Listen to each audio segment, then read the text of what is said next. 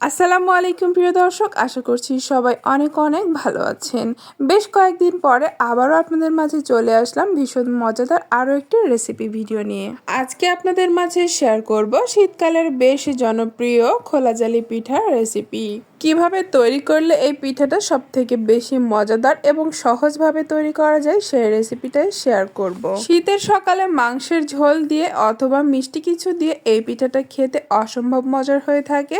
সম্পূর্ণ ভিডিওটি দেখে নিলে যে কেউ এই পিঠাটা খুব সহজেই তৈরি করে ফেলতে পারবে। চলুন তাহলে আর কথা না বাড়িয়ে মূল ভিডিওতে যাওয়া যাক।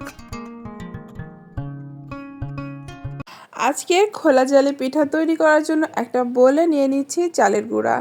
ভেজা চাল গুঁড়ো করে শুকিয়ে রেখেছিলাম, সেই চালের গুঁড়ো দিয়ে আজকের পিঠাটা তৈরি করছি। তবে শুকনো চালের গুঁড়া দিয়েও হবে, আবার চাল যদি ভেজা থাকে সেটা দিয়েও কিন্তু হবে। 2 কাপ পরিমাণ চালের গুঁড়ার সাথে 1 চা চামচ লবণ দিয়ে মিডিয়াম গরম পানি দিয়ে একটা থকথকে ব্যাটার প্রথমে তৈরি করে নিব। প্রথমে একসাথে বেশি পানি দিতে যাবেন না, তাহলে ব্যাটারটা পারফেক্ট হবে না। অল্প অল্প পানি দিতে হবে আর এইভাবে হাতের মাঝে খুব ভালোভাবে আঠালো একটা ব্যাটার তৈরি করে নিতে হবে ঘন করে। আর যখন ব্যাটারটা আঠালো হয়ে যাবে পরবর্তীতে আরও বেশ কিছু পানি অ্যাড করা হবে। তো দেখতেই পাচ্ছেন হাত দিয়ে মাখাতে মাখাতে এখানে বেশ আঠালো হয়ে এসেছে ব্যাটারটা। আর একটু সময় নিয়ে ফেটাবেন, তাহলে পিঠাগুলো একদম পারফেক্ট হবে। এই পিঠাগুলো একটু বেশি সফটও তৈরি করা যায়, আবার চাইলে একটু মুচমুচে করেও তৈরি করা যায়। সেই ক্ষেত্রে কিছু টিপস ফলো করলেই হবে। তো আমি মোটামুটি বেশি নরম বা বেশি শক্ত না, এরকম মিডিয়াম হালকা মুচমুচে হালকা সফট এরকম পিঠা তৈরি করতে চাচ্ছি, তাই এখানে মিডিয়াম গরম পানি অ্যাড করছি। আপনি যদি বেশি মুচমুচে তৈরি করতে চান সেই ক্ষেত্রে হালকা গরম পানি অ্যাড করবেন, আর যদি বেশি সফট করে তৈরি করতে চান সেই ক্ষেত্রে ফুটন্ত গরম পানি দিয়ে সঙ্গে সঙ্গে দ্রুত মিশিয়ে নিতে হবে। আর আমি এখানে মিডিয়াম গরম পানি দিয়ে এরকম একটা পাতলা ব্যাটার তৈরি করে নিচ্ছি। 10 মিনিটের জন্য রেস্টে রেখেছিলাম, এরপরে দেখুন ব্যাটারটা একটু ঘন হয়ে এসেছে। ঠিক এরকম করে একটা ব্যাটার তৈরি করে নিতে হবে। আর আজকের পিঠা আমি হাঁসের ডিম দিয়ে তৈরি করছি, চাইলে মুরগির ডিমও দিতে পারেন, তবে হাঁসের ডিম দিয়ে বেশি পারফেক্ট হয় আর কালারটাও সুন্দর হয়।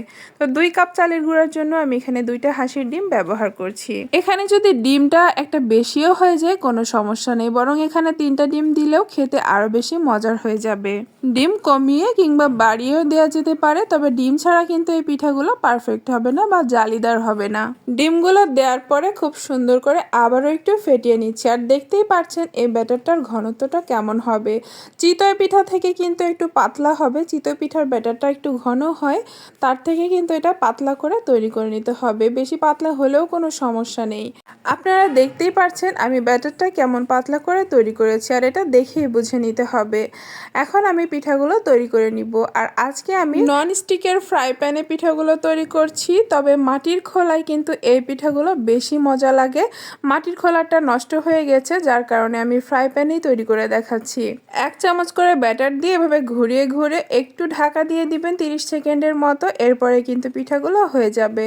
আর প্যান থেকে কিন্তু খুব সহজেই পিঠাগুলো উঠে আসে। আর যখন দেখবেন উঠছে না খুব সুন্দর করে, তখন আপনারা টিস্যু পেপারে সামান্য 1 ফোঁটা তেল দিয়ে এই প্যানটাকে একটু মুছে নেবেন, তারপরে আবার পিঠা দিবেন। বেশি তেল যাতে লেগে না থাকে, মানে তেলটা দেওয়ার পরে মুছে নিয়ে আবারও পিঠাগুলো ছাড়তে হবে। ঠিক এইরকমভাবে ঘুরিয়ে ঘুরে তৈরি করবেন আর একটু করে ঢাকনা দিয়ে দিবেন।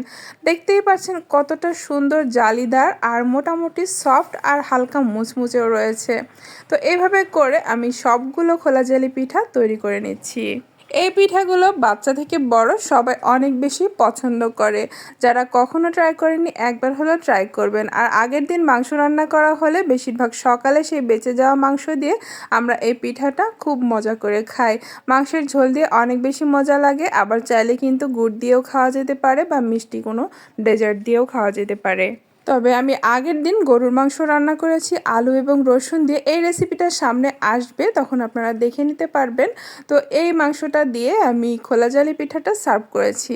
হালকা মোচমোচে এবং অসংখ্য ছিদ্রযুক্ত জালিদার এই পিঠাটা মাংসের ঝোল দিয়ে বেশি ভালো লাগে, তবে হাঁসের মাংস দিয়েও খেতে পারেন, সেক্ষেত্রে আরও বেশি মজা হয়ে যায়। কখনো যদি এই পিঠা না খেয়ে থাকেন অবশ্যই বলবো একবার হলেও খেয়ে দেখবেন। সকালবেলা ঝটপট মাংসের ঝোল বেঁচে থাকলে সেটা দিয়ে খাওয়া হয়ে যায়, আর নাস্তাটা তৈরি করতেও একদম কম সময় লাগে। আজকের রেসিপিটি আপনাদের কাছে কেমন লেগেছে অবশ্যই কমেন্টস করে জানাবেন। যদি ভালো লেগে থাকে প্লিজ একটি লাইক দিয়ে দিবেন। আর যারা এখনও আমার চ্যানেলটিকে সাবস্ক্রাইব করেনি প্লিজ চ্যানেলটিকে সাবস্ক্রাইব করে পাশে থাকবেন। আর আমার ভিডিওগুলো নিয়মিত দেখতে সাবস্ক্রাইব করে পাশে থাকা বেল আইকন চেপে অল নোটিফিকেশন চালু করে রাখবেন। ধন্যবাদ সবাইকে। আসসালামু আলাইকুম।